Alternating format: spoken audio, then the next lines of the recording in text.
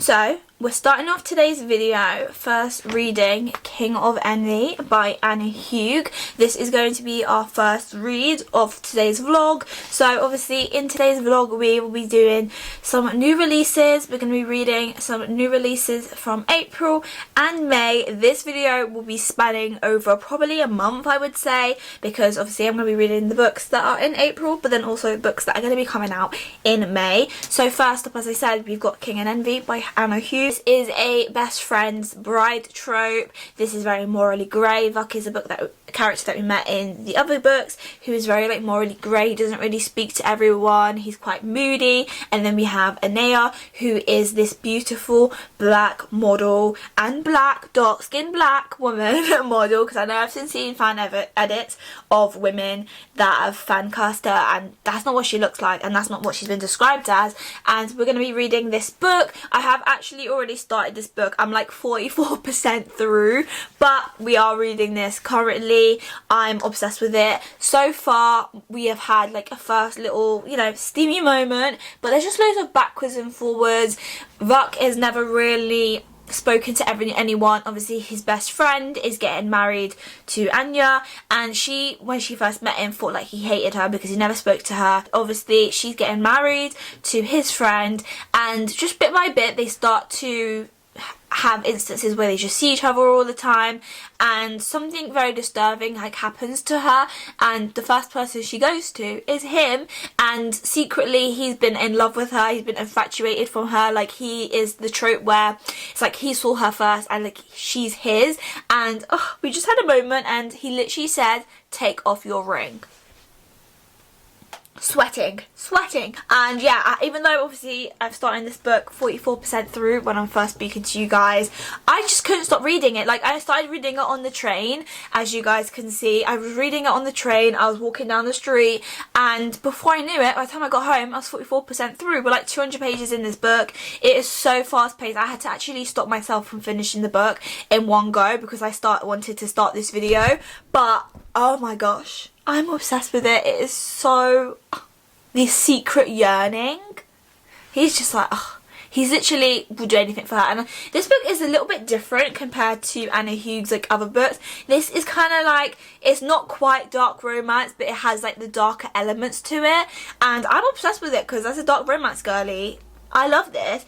And yeah, just to see this book and to actually be reading it now, I'm so happy. Obviously I'm reading it on my Kindle because I don't have a physical copy, and it is free on Kindle Unlimited.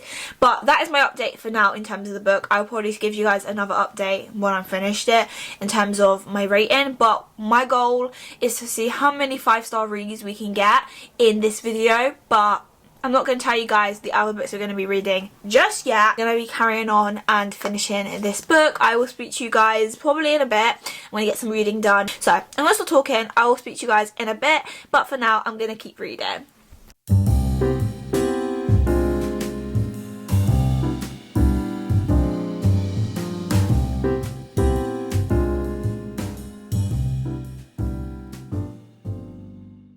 afternoon, guys. So I thought I would come and give you guys an update on King of Envy. I didn't actually do any more reading since the last time you guys saw me do that bit of reading yesterday, just because we just got to a bit where I was gobsmacked.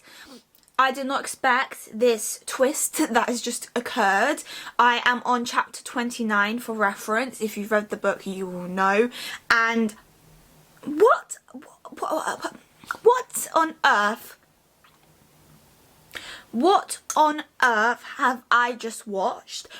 No, what I just read. Like, when I had read it yesterday, I was like, right, I need to put this bit down because I wanted to carry on to find out, but it was getting really dark, so I was like, okay, it's gonna get dark soon. I don't want to be filming because it's gonna be very fuzzy, so I thought I would wait until today, give you guys a little bit of an update, and then carry on reading. But something major has just happened, and I do not know yet what is the outcome of what has just happened, but I am gobsmacked. I was just saying how it was steamy and like everything was going right, but then also like Vuk being able to, like, he has to restrain himself basically from just going and just going and basically even talking about kidnapping her because he's so obsessed with her and he doesn't want her to get married to his best friend. And then the next chapter kind of just like fast forwards to 2 weeks later, and I was just like how quickly it went to that. I thought we were going to see something else, but it's actually good that we went straight to fast forward. But we're like 53% through the book now, so halfway, and we've just had a major shift in the storyline. I am intrigued to see what is going to happen next. I am nervous as well, but I'm really excited to read it, and I wanted to give you guys an update. But that's going to be my update for now. I'm going to stop yapping. I'll speak to you guys in a bit, probably when I'm about 75% through, and then I'll give you guys another update when I had finished it. But I might give you guys another minute and update because I didn't plan to do this even update, but because so much has happened and has already putting us through hoops in this book, I am intrigued to see what's going to happen next. I will speak to you guys very soon.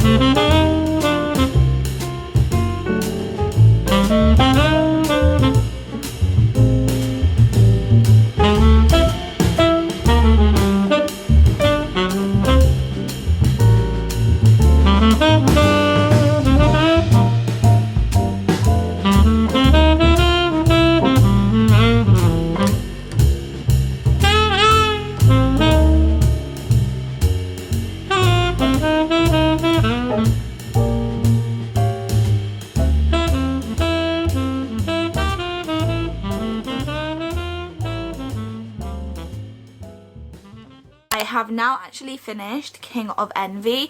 I wasn't sure of like if I should film anything else or if I should say anything else, and I actually just realised this is my vlog. I can do what I want, and I wanted to just continue reading the book, and I finished it yesterday, and I got to say, wow.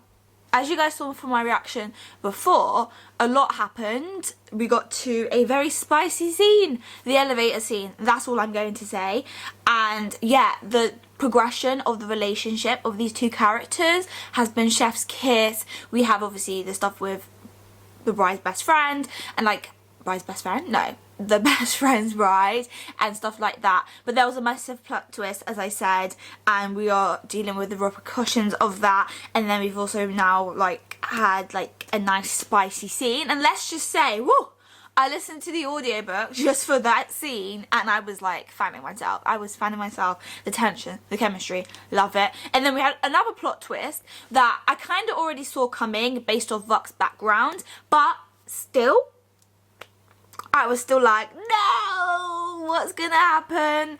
And it was devastating, but we made it, and the way everything connected as well. So obviously she's a model and she is dealing with her model agency. They're not so nice to her, and to see how that connects to like even his background and this idea of the brotherhood. Chef's kiss. A character that I want to learn more of is Roman, who is Dante, I believe's brother. Is it Dante or Dominic? No, I think it's Dominic's brother. And yeah, I'm intrigued to find out more about him. I know Anna said that he's going to be in another series, but I am excited to see like him and his story. And then we also have the cat, Shadow. Shadow, that was the main character of the whole book. Shadow was literally the main character, and I just loved it. I just love the fact that like every grumpy man or best book boyfriend always has a cat. Always has a cat. And also, I need a rich man. I need a man that's like willing to spend how much it was, million to try and get me to not marry someone. Like, to get my best friend to not marry the person that I love. I'm like, no man spending that money on me. And then just like buying this, not even just him spoiling her, but like the perfumes. I loved the little like touch of the perfumes. She loves like perfumes and the scents and that, and like the ending of the book and how that's tied into that is just like chef's kiss. And I just love this book, as you guys can guess. In terms of rating, I was stuck between a 5-star and a 4.75. I was thinking maybe a bit of 4.75 just because I was having the 5-star feeling throughout until after like the spy scenes. I feel like once those had done, I was like, well, I feel glad the characters are together, that is it, yada yada yada. Then more happened and I was just like, these people, they've had too much sadness in their lives and too much like chaos. They need something good.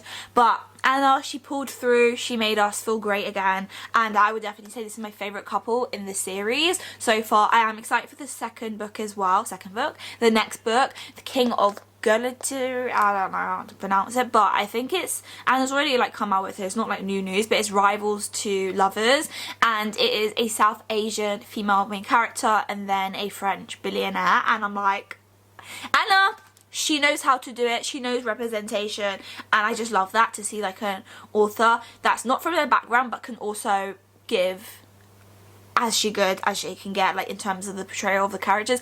Even with our main character Anaya, like, way like she, even just down to like the silk hair, the silk scarf and stuff like that for bed, and then hearing like how she has the Ethiopian culture with her family and that, just wholesome, loved it. And the chemistry was sourcing, like I was fanning myself up multiple times. I definitely highly recommend listening to the audiobook as well if you want like a real life experience of what you're reading. But I think overall I'm gonna give it a 5 stars just because it was just so good, and I haven't given Anna a 5 stars in a while. Like most of the series has been like a 3.5 to like a 4.5 max, but this book has really taken the win, taken the trophy, so really happy I read that. So we have our first 5-star of the video. Now we are going to be going on to book number 2. So book number 2, can we get a drum roll? Next, we're going to be reading Fearless by Lauren Roberts, which is the last book in the Powerless series. And I'm just like, I am both nervous but so excited to read this book. One, I am nervous because following on from Reckless, like Powerless, chef kiss. Powerful, destroyed me. Reckless, mid-book. I think I gave it a 3.5. So Fearless, this book has a lot to live up to. Also, I got this like special edition, so the edges are kind of pink. I don't know if you can tell, they're like pastel pink. And then it has like the cute map. I don't know if you can see that as well. And then the actual book itself is also pink with this like metallic, and then at the back we have the silver where it says Forever My Undoing. But it's just so cute, it's so pretty. And then we also have this on the other side of Payden and Kai, but I have heard one spoiler because I went to the Lauren Roberts conversation like Waterstones event last week where I got this book, and someone asked a question which was a spoiler, even though throughout the whole thing like Lauren was trying to like avoid saying any spoilers for people that hadn't read it. So I know one thing about it, but apart from that I've managed to avoid all the other spoilers. And I am nervous because I saw Lauren's video when it was in preparation for this book where she said the 4 things, 3 things were true, or 4 things were true and 1 thing was a lie, and one of them mentioned Kai getting killed. which, you know, that can't happen.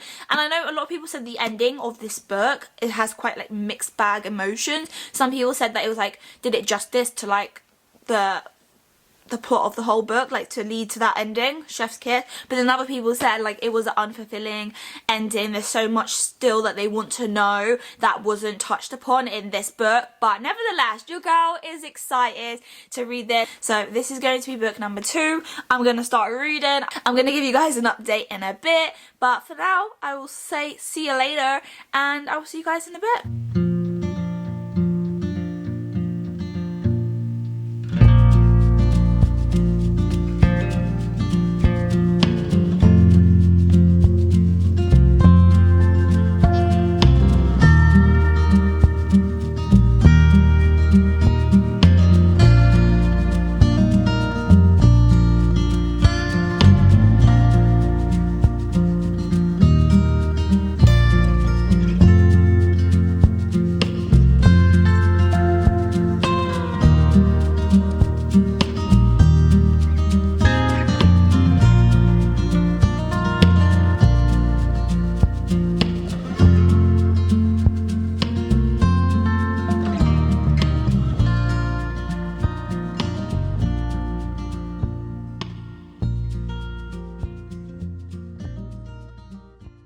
We are back, and I thought it would be time to give you guys an update on Fearless. So it actually has been over a week since I started the book, and I'm only 100 pages. I've only just reached 100 pages today.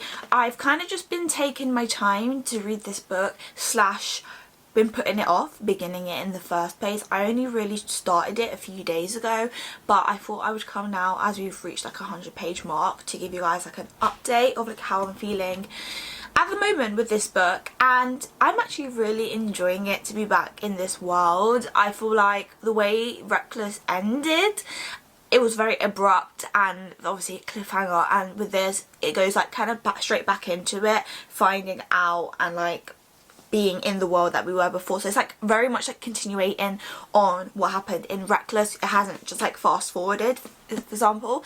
And I'm really enjoying the different POVs. I'm enjoying like Kit, Kai, Paden, and then we've also had a new POV, and yeah, a very interesting one to say at least. And yeah, I'm really enjoying her writing again, and it's a little bit more exciting. Not exciting, there's nothing exciting happening, but it's just Kai and Paden. I love them. Even Kit, I actually personally really like Kit, and it's really like sad to see like everything that has gone on in the previous books and how it's like been mentioned in here, especially with stuff with Adina.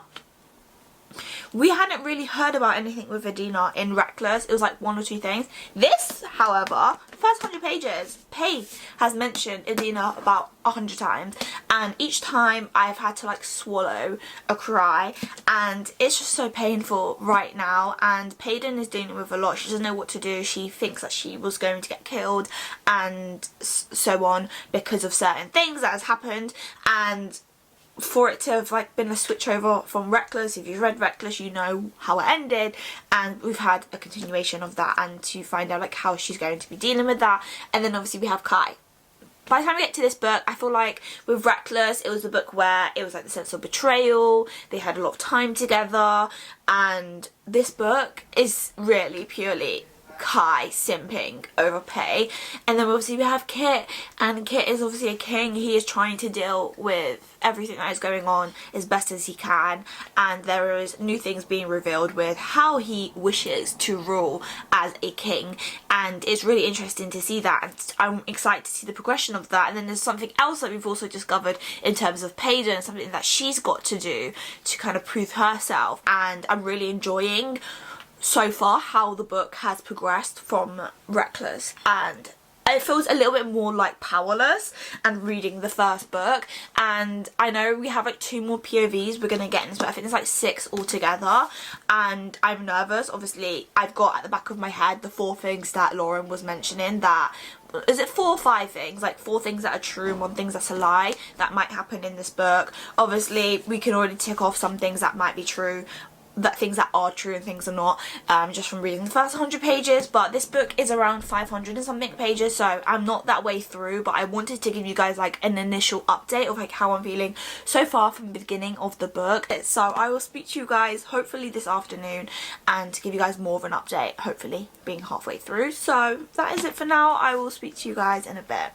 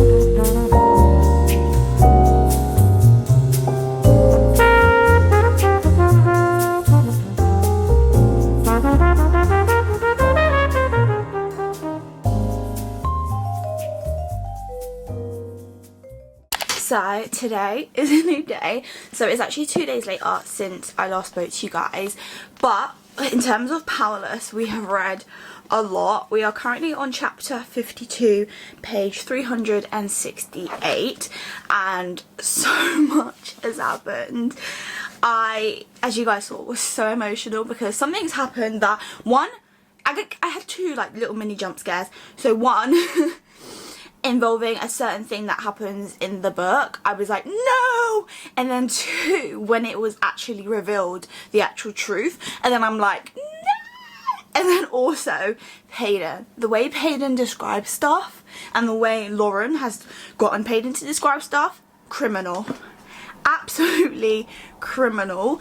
I am so nervous to find out what is going to be happening. I kind of have a clue on like a major plot line, and I was looking through like reviews and I saw people kind of say something without like spoiling anything, and it kind of confirmed my suspicions based off what they said. And I'm not going to say what they said because I don't want to ruin it, but let's just say it's a major plot line that I think I've gotten correct just from one of the other POVs that we've gotten in the book.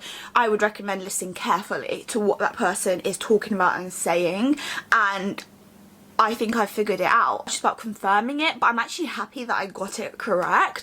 And, well, I don't know if I've gotten it correct. I'm assuming so. And, yeah, this book is just like now, like, it feels a lot like Powerless. I will say that. It feels a lot like Powerless, but I kind of question how authentic it is in terms of, like, brand new. I know like it's slightly different to Powerless because Powerless is like her first time meeting all these characters. This is our first time meeting all these characters. It has put me through a little bit of emotional turmoil, but we don't actually have that much left until we finish the book. We are officially more than halfway, and I thought I'd just give you guys a little update before I head to work because I hadn't given you guys any update since a few days ago. But my plan is to actually finish today.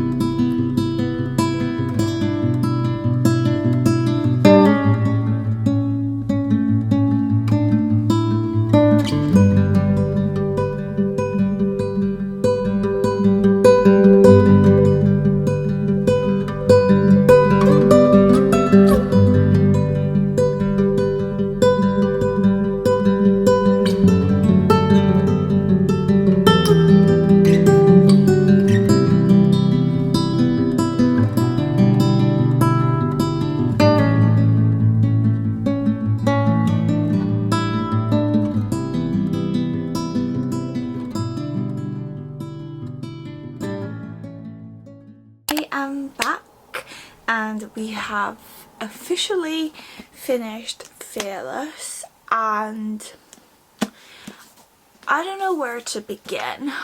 I think we should begin with my rating. I've decided, I'm still kind of figuring out, but I kind of think I'm going to rate this book maybe a 4 stars, maybe 4.25 to reach to the higher level.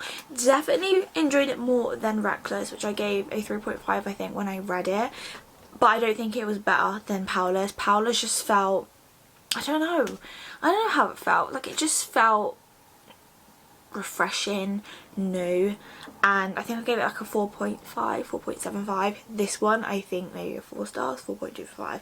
So that's the rating I'm kind of like meshing towards. I just felt like this ending was rushed, and I understand what people saying that it was rushed, like I did know that, but I definitely can relate to that now and like understand that. I definitely think it was rushed. I feel like throughout the story and this particular thing that we know about Paden that she needs to do, and like basically the plotline of this book, it kind of takes up like the whole thing, well she won't they, and it kind of just takes up the whole plot, and then all of a sudden we find out stuff that are kind of like little, I feel like towards the end Lauren was just like jumping and just throwing out loads of like plots and loads of different like timelines and different like relations between people and that, and like my brain couldn't hack that. I will say though that I am very happy with myself because I predicted what I think I predicted and it was correct. I obviously got like 1 or 2 details that I wasn't expecting apart from that, but my whole gist of it I was correct, which does make me feel a type of way as well about the book, which is why the rating is what it is, that, and is what makes it more like a 4 stars. Also, I just didn't have the 5-star feeling. Like at the beginning of it I was really goody, excited to get back into the world. I love Kai and Paden as a couple, as individuals. Really love Kit as well. I feel like he was even given a bit of a disservice throughout this book, and like I didn't see the signs. Like some people said they see the signs of like him and what his like kind of life was going to be, but I didn't really see that coming. So when it happened, it kind of like came to a shock as to me, and I feel like it all kind of like came to light at this like ending of the story, like literally the last 50 pages, like not even like the last. Do sometimes with like plots, major plot line part, like it details come up like the last 100, maybe 150 pages. This was like 5 different things thrown at you, I felt like, for the last 50 pages. However, that's not saying this book is awful. I actually really enjoyed the dynamic between the 3 characters, Kit, Kai and Paden. I really liked that dynamic. Also the dynamic between Kai and Kit, Paden and Kai, Paden, Kit, and like them together. I really did like that, and yeah, this book just felt more of them because, as you know, Lauren has killed off like half the characters, so it just felt like the ending as well. I just feel unfulfilled with the ending. Like I'm happy with Kai and Pei, but yeah, I don't want to say too much without spoiling it for those that haven't read it, but I will say this book made me emotional for mainly the mentions of Adina. Anytime I mentioned Adina, I was just sobbing my heart out. But that is my rating for now. I'm probably going to be sticking more to a 4 stars more rather than the 4.225, but still, nevertheless, I really did enjoy it. I just felt like the ending was a little bit rushed. And then obviously following on from this morning when I spoke to you guys, our next read, so book number 3, is going to be, can't get, oh, that's not even the book name. I've been reading another book called Killer of Mine, which I will talk about very soon. Really enjoyed that. I just find it randomly, but the book we're actually going to be reading is Can't Get Enough by Kennedy Ryan. As I said, it came out today, and now we've finished Fearless, we can finally get on to this book, and I'm so excited. I'm probably won't give you guys like an update until tomorrow, just because it's quite late at the moment anyway, and I just want to chill, enjoy a little bit of my company, and then just like take time to read this. So I'll probably give you guys an update tomorrow. But it's about Hedwig. She's like the rich auntie vibes. She's like enjoys being by herself but also wants love. She's very feisty. I think she's like the most feistiest out of like all the characters in the Skylar and Sister series, and I'm just so excited to get to her story. I feel like it's going to be quite emotional because all the books have been emotional, but all in their own different way, and focuses on like different things. Like the first one about marriage and grief, second one about self-love, and the second chance kind of vibe of like, not second chance in terms of romance, but like the fact that your life doesn't end when a certain thing happens in your life, that you can still continue and you can still have a second chance at life. And then this one, I do not know what the messages are going to be, but I'm super excited to start it. So this will be book number 3, so I'll speak to you guys in a bit, probably tomorrow, to give you guys kind of update of how I'm feeling so far.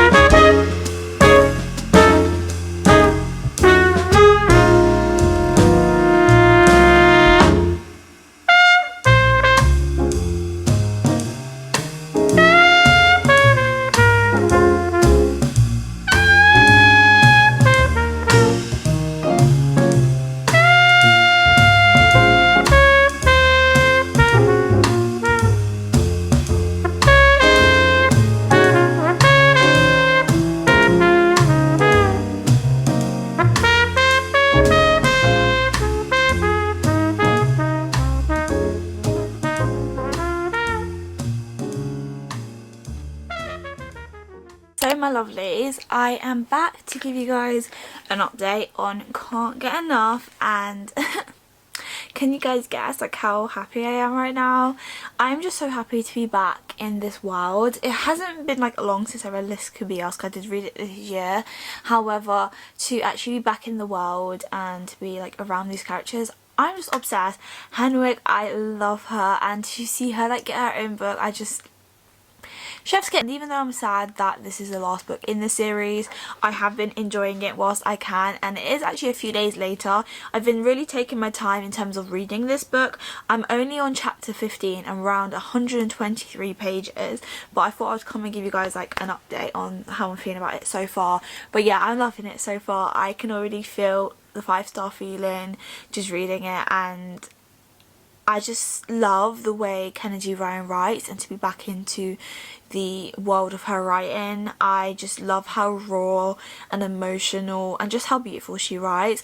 And with Henwick, she is the most headstrong, I think, out of the 3 main female protagonists in the series, but she is also, she's not a mum, she is a woman that's never really wanted to have children. She's happy with being the cool fine art, and then she's also got her mum who has Alzheimer's, and her mum's getting to the more harsher and more difficult stages of Alzheimer's, and she basically meets Mav or Maverick, and basically he is this like rich billionaire tech mongo and like businessman, and basically she meets him at a party. They basically hit it off over the fact that they both have a family member that has dealt with like Alzheimer's, his granddad that passed away, and then obviously her and her mother, and they bond over that, and they're kind of not trauma, but they're kind of like experiences of going through these things, and just like that and the way they've connected, I love it. I love when the characters all instantly connect like on an emotional level. I just feel like it's just amazing. Like you can feel the chemistry between them, but it's nothing sexual yet, and I love that. I love the fact that we get to know a little bit more about the characters. It's very much going to be slow burn, and from reading the other books I know it's slow burn, but as we know, when Kennedy Ryan gets to those spicy scenes, she knows how to portraying them very well. But despite that, like, I'm absolutely obsessed with this book. I'm obsessed with her being such a fierce, curvy, plus size black woman. I just think we need more representation of that, and Kennedy Ryan just does that perfectly. But then she also like documents the difficulties of life and being a black woman. Like, there's even a bit where the ex-girlfriend's like, because she works with her, she's almost like, oh well, you're not his type anyway, so I'm not really worried about you hanging out with him. Like, they're only hanging out on a professional level, but the work colleague's like, you're not really his type. And then she kind of said like, what, because I'm not mixed race, skinny and stuff like that. She's like, no, not because I just know you're not going to go there. But the fact that Kennedy Ryan like portrays that and shows that in her books is something that a lot of women experience in mainstream culture, like not even just in the media industry and to do with like models and billionaires and that, but also just general women experience that in their life. And to see Kennedy Ryan put that on paper and to just share that and share these black women still able to have love, I love that. And yeah, we've only scratched the surface between these two. They've only met each other twice or seen each other twice at 2 separate events, and they haven't really had like significant time together outside of like their work. It's been all work related or from like other people, but she's instantly felt this attraction for him. But obviously she doesn't want to move on to any of that because obviously her client is the ex of him and he's like going to be like one of the investors. But that's kind of like what we're getting at the moment. We have these two characters which kind of like a forbidden romance, even though she doesn't have a tie to her client. It's just the fact that she's a client and a kind of friend. So yeah, that's what's happening at the moment, but I'm really optimistic about this being a potential 5 stars. I can't think of anything else to say at the moment, but I will speak to you guys very soon.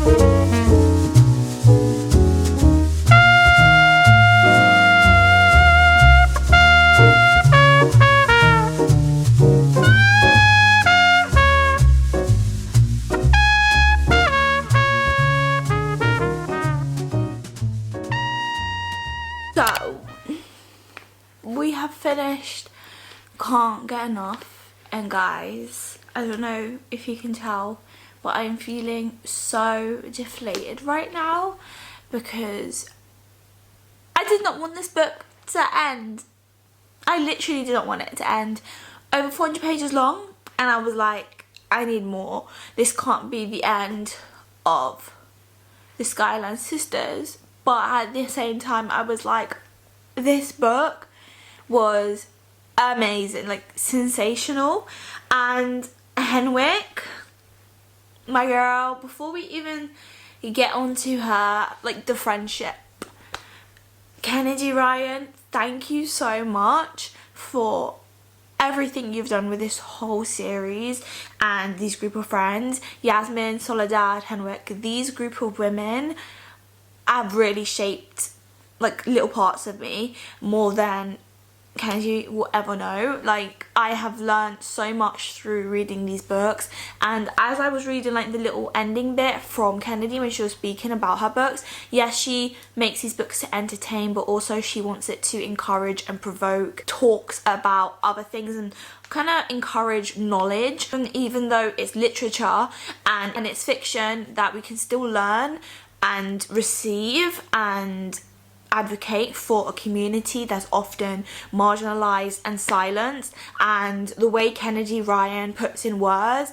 while still maintaining like the fun, spicy like element that you have. Like, I was even laughing out loud multiple occasions. I was crying, deeping things. It got me to deep like certain things when it comes to like Alzheimer's and how like black people are more likely to get it when they get older, talking about women in the industry of just general industry of work and being a affluent black woman but still fighting every single day to be better than everyone else, even though they are better than them, but they have to like prove themselves again and again and again. And to see that in Kennedy Ryan, but then also seeing the relationships and seeing the idea of not having children and the idea in society that we get pushed to have children. Life's not fulfilled unless you become a mother and you have children.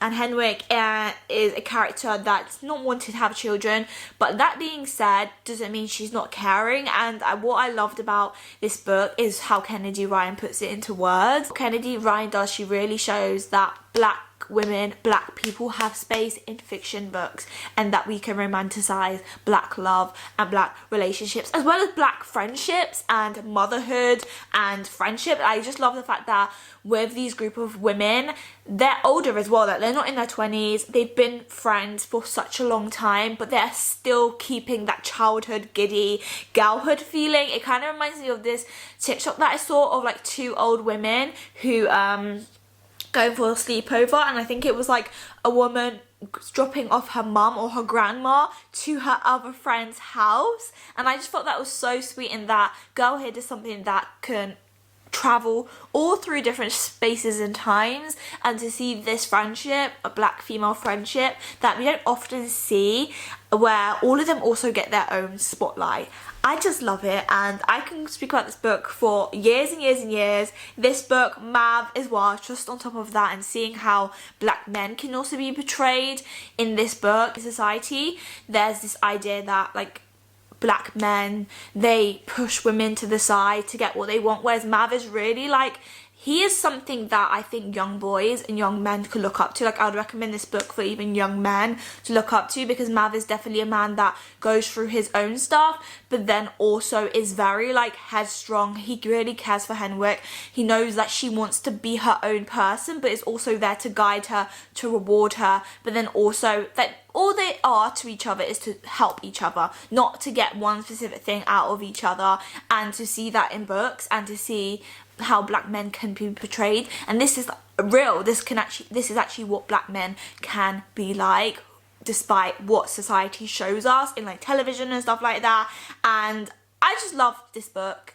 As you guys can guess, I feel like this book is for everyone, no matter what. So read it if you haven't, and I'm so happy that I've read it. I'm so sad the series is over, but this is not going to be the last time we're going to see these characters. This ain't going to be the last time I read this series. I will definitely be doing rereads in the future, because this series holds a special place in my heart. This is pretty much the first like full series which involve like black women and black authors. I feel like as I get older, I'm delving more into like black love stories rather than black non-fiction, because growing up I always listened to like bibliographies, memoirs and stuff like that, black sociological thinking, but I've never really delved into black fiction about love, crime, all these different things, but in the fiction world. And I just love Kennedy, and for her to open doors like this for women to have stories that they can relate to, love stories and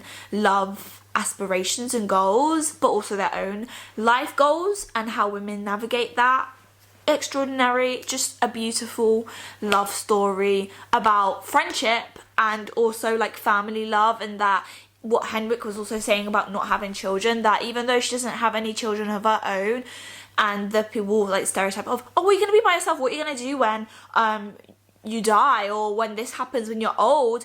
You're not gonna have anyone to look after you because you didn't have kids. But actually there's other people. She has a friendship group, they have kids, and she has a partner that they care for each other, and that at the end of the day it's up to you to choose what you want in your life. And I just love this book. I think I've been speaking for donkey years. I think you guys can guess what I'm giving this book.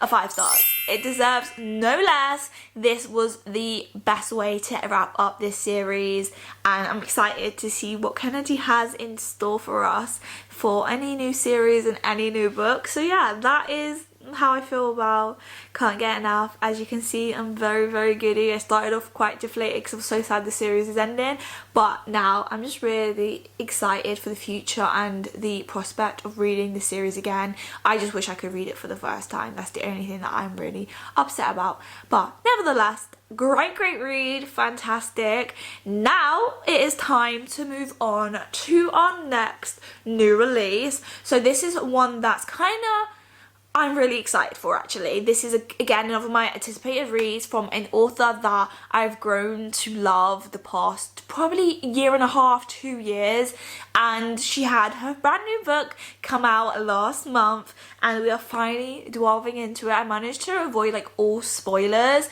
and I will say this, I am extremely excited to read it. I think it's really going to get me into like the summery feels. I don't know why. It kind of, for me, gives me summer kind of vibes just from the cover alone, even though I don't think anything it was about is going to be involved in summer. But again, following on from Kennedy Ryan's writing, where it's quite raw, realistic, a lot of messaging that we can take from the book, our next book has a lot that I think we're going to also learn, and that is no other than Great Big Beautiful Life by Emily Henry. So obviously in this book, all I know is it's about 2 writers who basically like fight for the chance, and they have to like work together to write a bibliography, I believe, about this author. Like I think it's like back at the end. Oh, okay, The Truth. Okay, so it's about like a bit like Evelyn Hugo, where the main character is writing the memoir of the Evelyn Hugo, who's like this famous actress. This is kind of similar, but I think this is like a nepo baby kind of situation, and we have 2 writers who are both having to work together, but they're like academic, like work rivals almost. And yeah, I'm excited to see how that's gonna like show up with itself. I know people have said this is less than a romance and more of like a women's general fiction kind of thing, but I feel like all of her books are like that. Yes, it focuses on the romance partially, but I think a large part of it is about life and women's experiences within life and how they navigate their own lives. And I'm excited to see how this book is going to be. I feel like people said as well it's quite different as well from her writing, but I will see and be the judge of that. We're also going to be annotating or highlighting for this one because I have highlighted all the other books, so I thought it would be only right to annotate in this one. So this is going to be our next read, book number 4. We're going to see if this is going to live up to my expectations. Going to be a 5-star, like Funny Story and Happy Place were for me. And yeah, really excited to delve in. We're going to get into it now. I'm going to probably read like 1 or 2 chapters now, and then I'm going to probably have a shower in a bit and then wash my hair because I need to wash my hair, and then just settle for the evening and read a little bit of it. I ain't rushing this again because I haven't rushed reading Can't Get Enough, and we have a while, you know, to read this. I know we have like 2 other books to read in this video, but we're gonna keep on going. We're gonna delve into the world of Emily Henry and the new characters that we're going to meet and fall in love with. And yeah, that's gonna be it for now. I'm gonna speak to you guys when I see ya, and for now we're gonna get back to reading.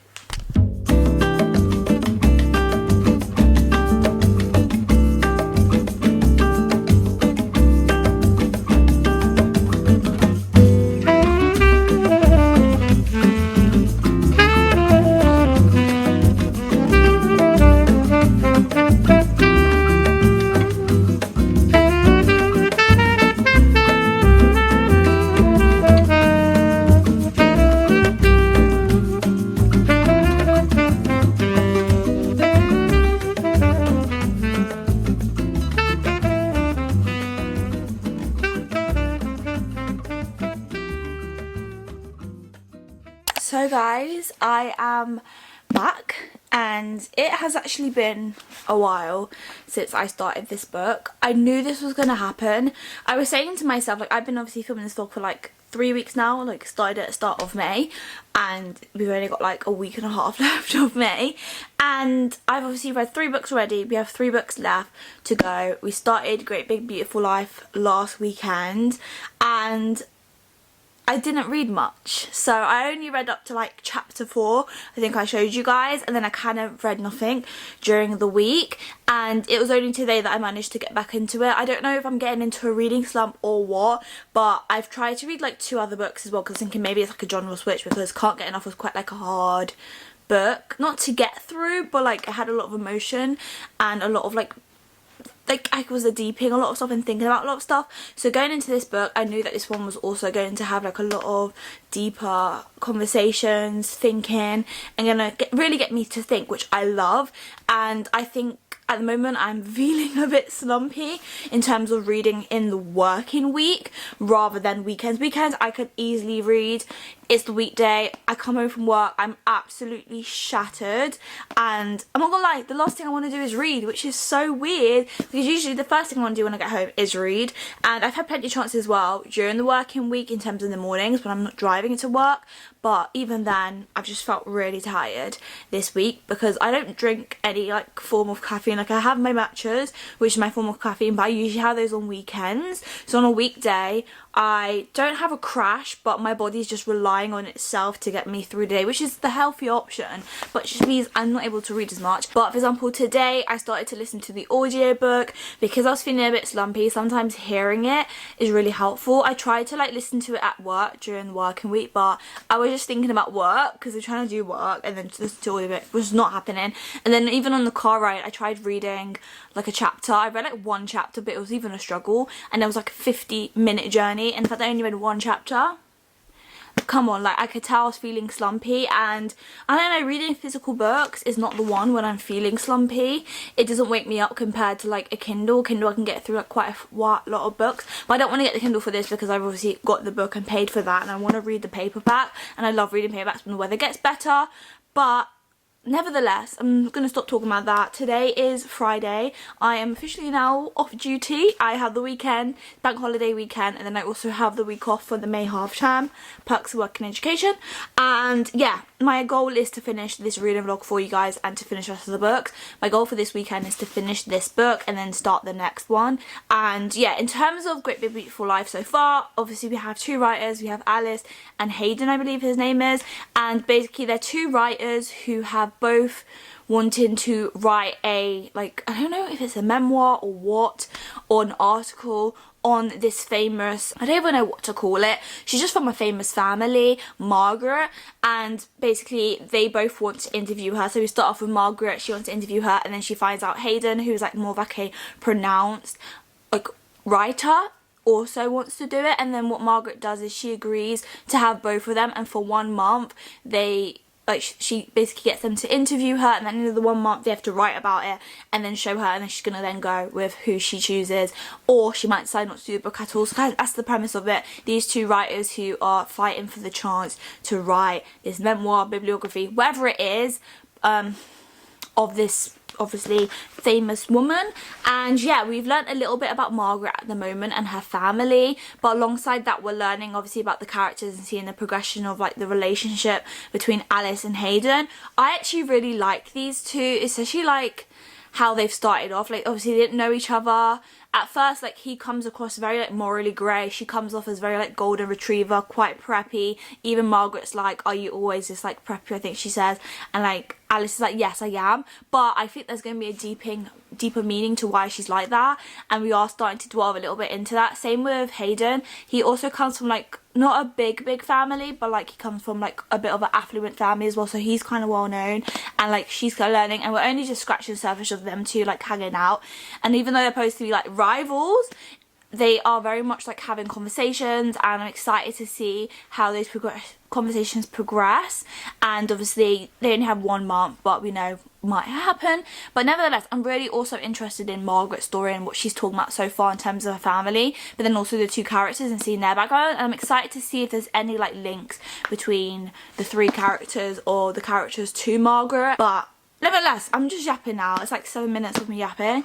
I'm gonna say I love you, Olivia, and I'll speak to you guys tomorrow.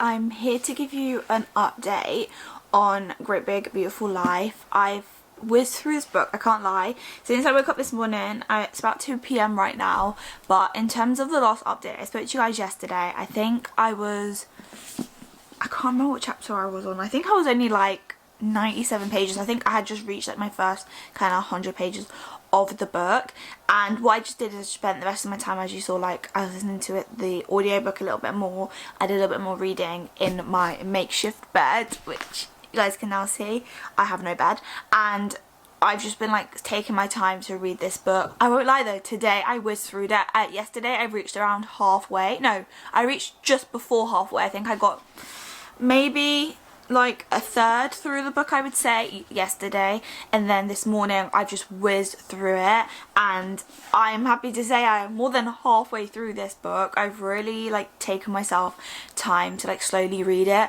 and since reading the audiobook or listening to the audiobook, it's definitely helped me build the interest in the book, just hearing the characters, and then to now be able to read the physical book and to be able to get ingrained in that. I'm really enjoying that. And, like, I wish this book was a little bit more like dual POV, because I'd love to hear or like read because I would love to know what Hayden is feeling.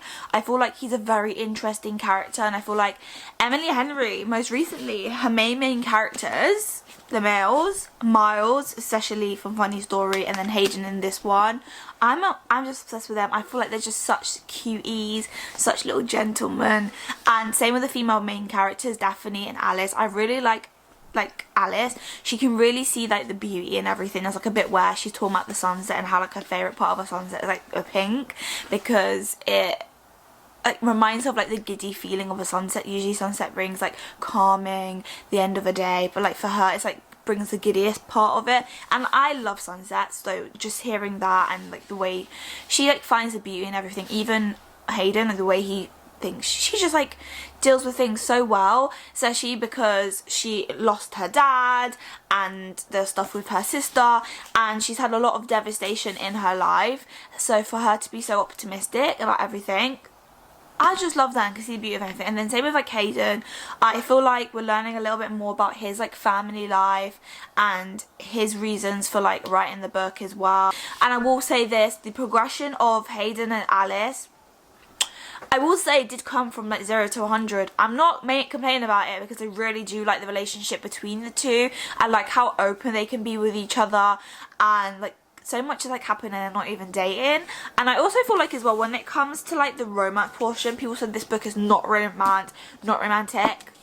I don't know what people are talking about. Like, it definitely does. She is definitely not like fully full romance, but in terms of like women's fiction, she definitely shows like the more romantic side of it. There's a lot of conversations, a lot of scenes with Hayden and Alice, and where they're doing stuff that you may see as romantic. And I don't understand really why people say this isn't romance going into it, but I didn't go into it thinking it's romance, so for me it's got enough romance. I don't know what people are talking about, me personally, but I definitely think it was 0 to 100. Like, 1 minute he's kind of quite morally grey towards her, to the next minute he's like carrying her and crowning her to the beach, like lifting her up. Or like the moments where they're having very intimate moments. I don't think it's supposed to be intimate, but the way Emily also writes about them, I was blushing. Like, even the most innocent of scenes, I was blushing. I was like, nothing's actually happening, but I'm blushing. Like, this is like got me full body chills. But just also the way she writes is just amazing. Like, every little thing is just amazing. Like, I've highlighted quite a bit through reading this, but there's like a whole portion where I wanted to just highlight. And yeah, that's really my update. I think I've been speaking for donkey years about this, but there was a lot to update you guys on, because I've basically not giving you guys any update. I read like the first 100 pages with you guys, and I'm currently now on page 341, so over 250 pages since I last spoke to you guys. And yeah, that's gonna be my last update for now. Probably, I think once we're done this, my goal is to finish it today because I don't have much left, but that's gonna be my update for now. I'll probably speak to you guys once I finish the book about how I'm feeling and what I'm gonna rate it, so I'll speak to you guys very soon.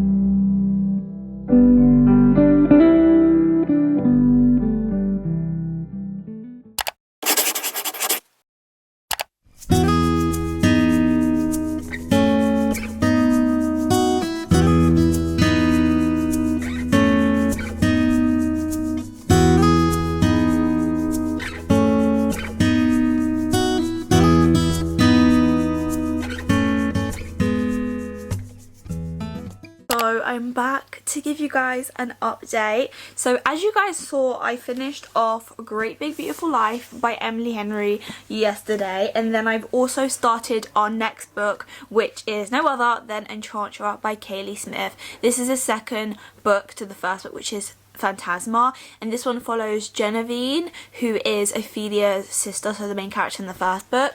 And basically she gets like letters from this like guy that knew her mother, and when her mother dies, from like, this is something that you know from the first, but when her mother dies, the guy finally like responds back, but obviously he doesn't know the mum's died, and she basically ends up going, she decides to go to this like town to go and find this guy, and she basically meets like this figure that stops her from entering this like area that you don't, at first you don't see anything, it's like an empty field, but then the magic reveals like a mansion. So she ends up going in there, and basically there's this thing called the Hunt, and it's basically this whole family that live in this mansion, and they're basically like owned by this, like, I don't know if it was a devil or what, they're basically owned by this guy called Knox, and every year he creates this thing called the Hunt, where he makes everyone that's invited to it, basically a bit like Phantasma, go against each other to win, and the person that wins basically gets to just stay on Earth, whereas those that lose, their bodies or something like that, I think their souls get taken to like hell for the remainder of the year until the hunt begins again. And we have Genevieve, she meets this guy called Rowington. When he first meets her, he's like, you shouldn't be here, like very much morally grey, like kind of a-hole to her. And Genevieve from the first book, if you know her from the first book, if you read the first book, the whole point of the first book was Philo going to rescue her sister because her sister entered the games of Phantasma. And then this one is the House of Enchantra, and basically she has to agree to be the fiance of Remington because that's the only way she's going to survive the hunt, because the hunt for people that are basically immortal, because even though their souls get taken, they can't die. So even though it's to kill each other, they're not actually going to die, but she's immortal, so she has to form an alliance in order to keep herself safe. So that is what's happening so far. I'm currently on page 83 and I'm really enjoying it so far. I feel like it's so fast paced. It's definitely very similar to Phantasma, but it's different. It's a different plot, different set of characters, and I can't wait to continue delving into that. So that is what I'm currently reading. And then a quick review of Great Big Beautiful Life. In terms of rating, I've decided to give this book a 4.5. I was thinking long and hard. I wouldn't say this is my favourite Emily Henry book out of like all of them that I've read. However, it was a great book. I loved the messaging in it. I loved like the plot. I just love how each book is very different from each other, and the messages and her writing is just amazing. And I was like, what do I decide? Like, I don't think it's a 5 stars. I personally have a 5-star feeling. However, I gave Fearless a 4 stars, and I definitely think I enjoyed this one a lot more, even though I do love Fearless, like Great Big Beautiful Life. Just the plot of this and the journey we kind of go through whilst reading it is what I prefer. So I did enjoy this book, but I think the reason why it's not 5 stars, 1, I didn't have the 5-star feeling. 2, I feel like the progression of the relationship between Alice and Hayden was a bit 0 to 100. I was like, where does this come from? And then I feel like in times when she was talking about her family history, Margaret, I just felt it was just not interesting whatsoever. And yeah, but as a whole, I've really enjoyed the setup, the plot of this story, the messages, and just how Emily writes, as I said before. So that's my review of Great Big Beautiful Life. And yeah, that's really going to be my update for now. I'm just going to carry on reading this. Right now it's like 4 o'clock, so it is quite late in the afternoon. As you guys saw, I hadn't really read much, but literally it's so fast paced. I've just been sat down for half an hour and I'm nearly at 100 pages from when I first started it. I think I started it on chapter 2. I only read like 1 chapter yesterday, but nevertheless, I'm going to stop rambling. I'll speak to you guys in a bit to give you guys a update on how I'm feeling of Enchantra so far.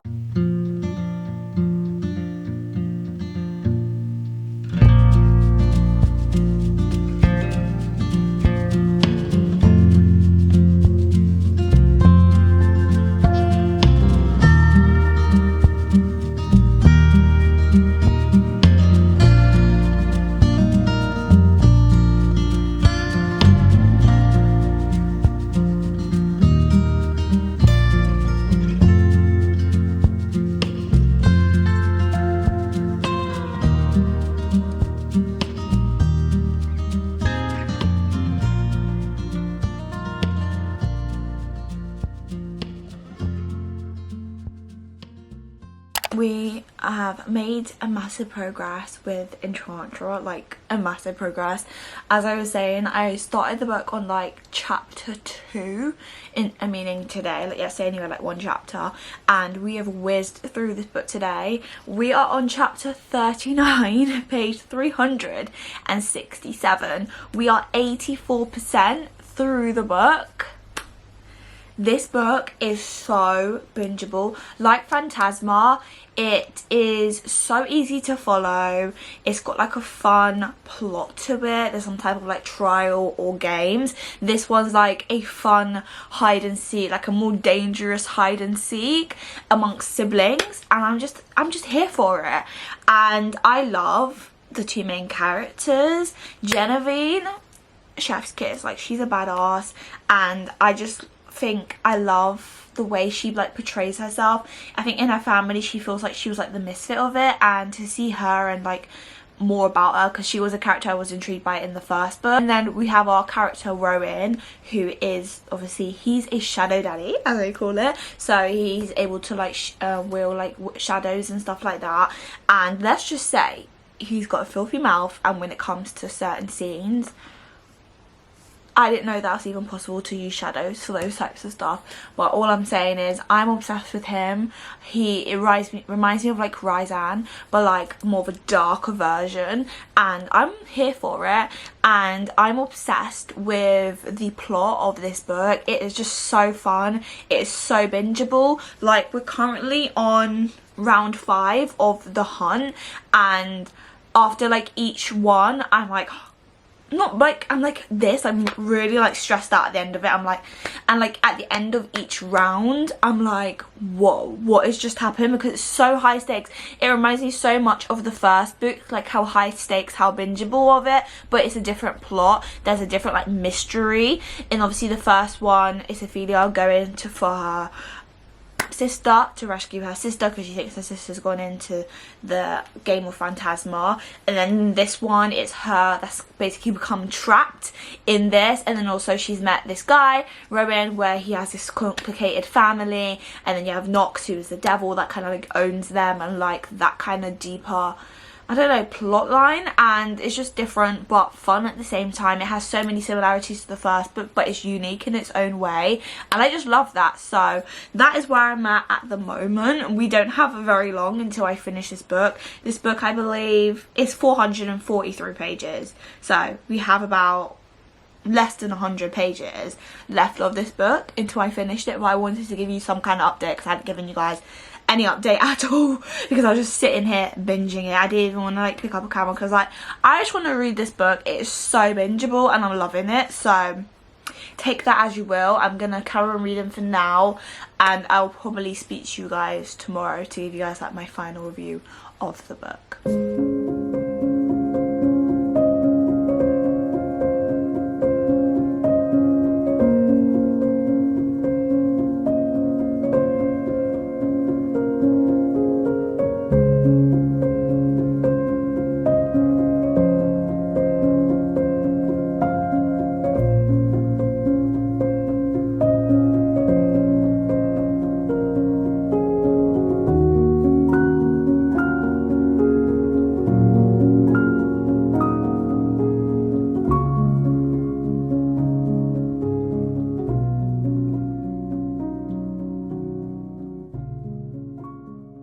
So guys, I am back to tell you that I have officially finished Enchantra. So I actually finished it yesterday.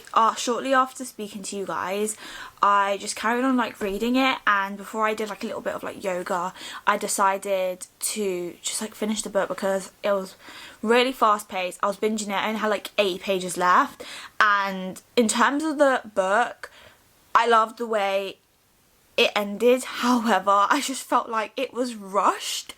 I feel like throughout the book it really took its time in terms of the plot. Like it felt fast paced, but it was quite going like slowly in terms of like the rounds of the hunt. Like round 5 was like up to like the 300 page mark, and then it seems like once you get past like 350, round 6 and 7 kind of just speed off. And then there's something that happens towards the end in like the final match of the round 7, and it wasn't really explained much in terms of like why this happened, how it happened. Like something happened, then the next chapter it was kind of resolved, and then all of a sudden happy ever after. Whilst I love a happy ever after, I was like, this feels a bit too rushed. Like I would have done with another like 100 pages, maybe even a bit longer, to like really get to that. Like there wasn't really any hints of this. It's like the author like just threw in like a one last twist. Well, not one last twist, just decided to add a twist, because I felt like throughout the whole book there was no like twists and turns. It was very predictable. But like Phantasma, there was obviously a twist in that book, but again in Phantasma I did say that it was rushed as well. This one felt like it was rushed even more so. I would say like in terms of the plot, I love like both of them equally, Phantasma and Enchantra, but however like the way this one ended just like wasn't right for me. Like it didn't sit well to how we got to the ending. Like I loved the ending, like I loved the fact that we had a happy ever after, but it was just like how it got there, and like I felt like the last 80 pages was just really rushed. So that kind of swayed my review and rating a little bit. So in terms of like the final review, I think I'm gonna give this book like 4 stars. It's in the same wavelength I would say as Fearless. They were they both had totally different plots. This one I enjoyed the plot a little bit more because like very unique, and what I love about this series is that each like character kind of has their own storyline, their own plot, and I'm excited to learn more about the Silver family, and obviously Rowan, and he's got loads of other siblings as well, so I'm intrigued for that. But in terms of like the overall feeling of the book, I would say 4 stars. Really bingeable, so great. It was so fun to read, very spicy, I will say this, very spicy, but it was kind of like a slow burn. Nothing really happened until like halfway, I would say, and then it was just one after the other. And yeah, go into this book knowing that it's a spicy, it literally says it's a spicy fantasy book, so take what you will. Really enjoyed it, so we read that. So unfortunately it wasn't a 5-star, but we did still get a good rating, and so far we've had 2 5 stars in this video. I'm hoping this last book can pull out another 5-star, because I don't want to end this video until I reach a 5-star again. And our last book, our 6th and final book, is going to be no other than Watch Me by Taya Mafi. So this book is the spin-off series to the Shatter Me series. As you guys know, last year I read the Shatter Me series.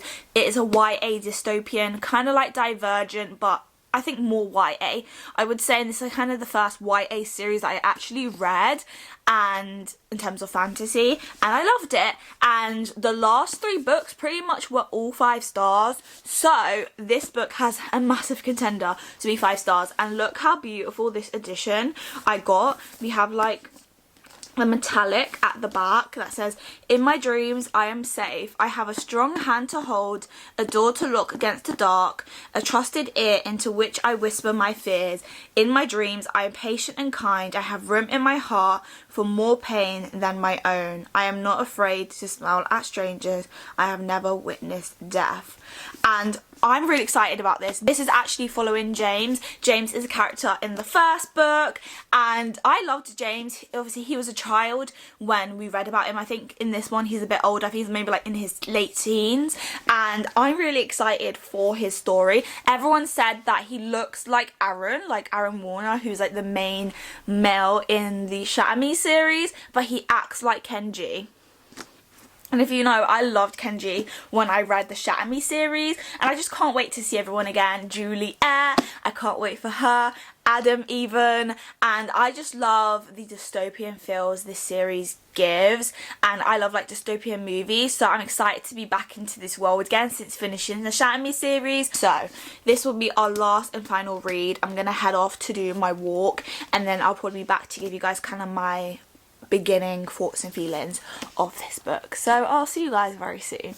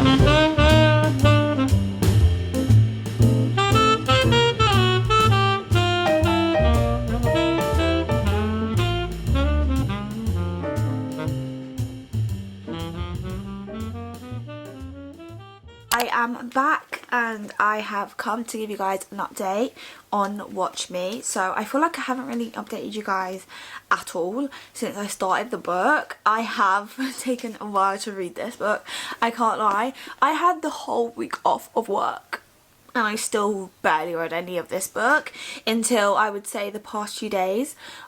I've been reading this book, and currently I am on chapter 22, page 191, so we are more than halfway through Watch Me, and I thought I would just continue reading before I gave you guys an update, just because as I was reading there wasn't much to like update you guys on that I thought that was like a lot to update. But this book basically starts off with James. James is Aaron and Adam's brother, who we meet in obviously the Shatter Me series, and this spin-off series is about him. So we have two POVs. We have James, and then obviously we have Rosalind. Rosalind is this spy slash worker within the re-establishment. So if you remember like the premise of Shatter Me, if you have read the Shatter Me series, if you haven't, this is the premise. Basically a girl who has these powers, and there's these people called the re-establishment who are trying to like find these people that have powers to stop them from ruling, basically refer to them as the rebels. And basically this one, Rosalind is actually someone that is part of the re-establishment. James is obviously part of the rebels group. He has powers, and basically he ends up getting caught because basically he decides to sneak onto something called Ark Island to try and like, I don't know, just to try and prove himself. And upon doing that, he ends up getting caught and basically locked up. And he meets Rosalind. They have like a little exchange which he escapes, and it's basically the story of like him finding his feet, like world building, getting to know James a little bit. I really love like James. I love like the audiobook. I've been listening to the audiobook. That's one way I've been really getting into the book. I think with fantasy, audiobook now have become more and more like for me, especially like in this dystopian world, hearing James' point of view really like immerses you into the book and the story. And I really like the banter between Rosalind and James, even though they're like very much enemies. So this is definitely enemies to lovers, but I'm really enjoying it. I don't have much to like update you guys on. There's nothing that's like, oh my gosh, this is a massive moment for me of the story, but I just wanted to give you guys some type of update, as obviously we've reached the halfway point. We've just gotten to the bit where we finally get to see the other characters, because I'm not gonna lie, for the longest while I was like, where is all my favourite characters? Like I need them, and now we finally got them. Kenji, always amazing as ever. Aaron, all he cares about is Juliet. Literally all he cares about is Juliet. We've yet to actually see Juliet, but I just love seeing like all the characters and to see like how it's left off from like the last book, and to see like the world, to be back into this world of characters. There's definitely this new plot now, definitely feels different to the first book, but has very much similar elements. And I just love James. I feel like he's a new POV. When we had like Aaron, he was quite like a morally grey dark character, whereas James, he's like a mixture of both. Like he looks like Aaron but acts like Kenji. So I'm excited to see the progression of this. I am really enjoying just like how easy it is to read as well. And yeah, my hand is, as I said, get to about 75% through. Hopefully give you guys another update this evening. If not, I'll speak to you guys tomorrow. We've not got long left until we finish this book, so I will speak to you guys very soon.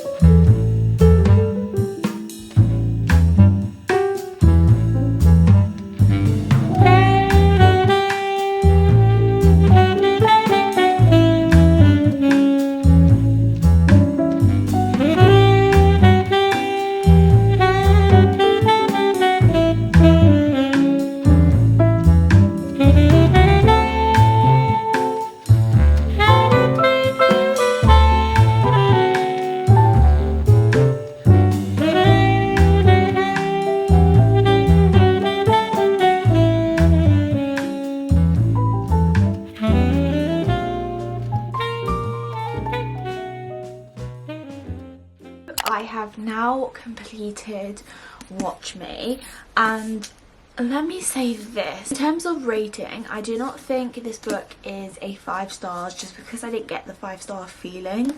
However, this book was so good. Being back in this world and this universe, I'm so happy. Like, I'm not gonna lie, when I was reading this, I was like, where is all the OG characters? Whilst I loved seeing James like as an adult and seeing like his personality shine through, I was like, where are the OG characters? I need them.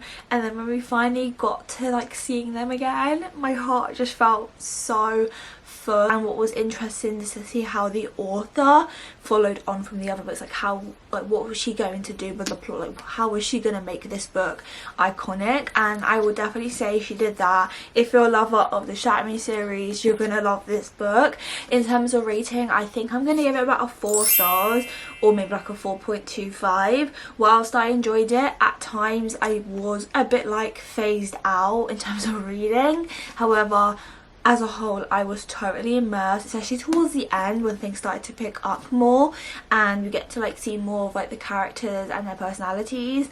I really started to enjoy it more. Like James, iconic, I absolutely love him. And then also Rosalind personally, she reminds me so much of Warner, very much that morally grey, misunderstood character. And Rosalind has always had to protect her sister. She is part of the re-establishment and she has a mission to take down the rebels, and yeah, she doesn't realise that she can actually escape the life that she doesn't want.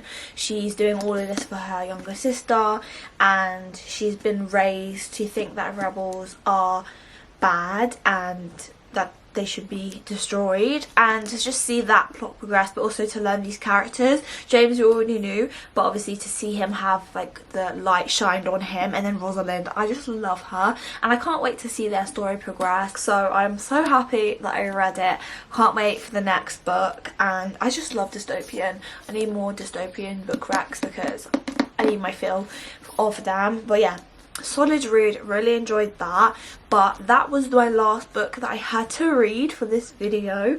I'm so happy we have finally read all the books, and I'm really happy that all the books I've really enjoyed. I don't think any of them I gave less than 4 stars, and I'm just happy that the books that I was so excited for ended up being really good. Like, I wasn't disappointed by any of them. I feel like my predictions for all the books were quite spot on, and I'm excited to see the continuing of certain series, and then also we've ended certain series, like the Powerless series has now ended, and obviously I'm excited for the novella that will be coming out.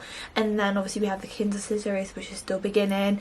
We finished Can't Get Enough, which is the last book in the Skyland Sister series. So we've wrapped up some series and then started some new series. Let me know down in the comments if you've read any of these books, what you thought of them, and also what anticipated new releases did you have to read that you were really excited for, and were they disappointed or did they live up to your expectations?